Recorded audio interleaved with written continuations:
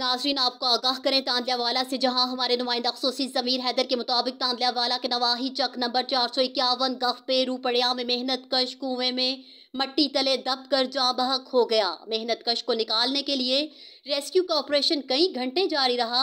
तफसीलात के मुताबिक तांदल्यावाला के नवाही चक नंबर 451 गफपेरू पड़िया का रिहायशी मजहर इकबाल अपना ट्यूबवेल ठीक करने कुएं में गया।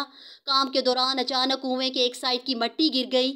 मट्टी गिरने से मेहनत कश मट्टी में दब गया। वो घर वापस ना लौटने पर वर्षा को तशवीश लाहक हुई। तलाश पर मोटरसाइकिल कुएं के पास मिला। कुएं में लटकने वाली रस्सी भी कुएं के बाहर मौजूद पाई गई।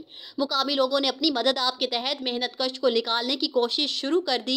इतलाह पर रेस्क्यू 1122 फैसलाबाद, सुमंदरी और तांदल्यावाला की टीमें मौका पर पहुंच गईं। रेस्क्यू के मुसलसल 3 घंटे के ऑपरेशन के बाद मेहनत कश की लाश मिल गई। मेहनत कश मजहर इकबाल की अचानक मौत पर इलाके की फिजा सोगवार। रेस्क्यू ने जरूरी कार्रवाई के बाद लाश वर्षा के हवाले कर दी।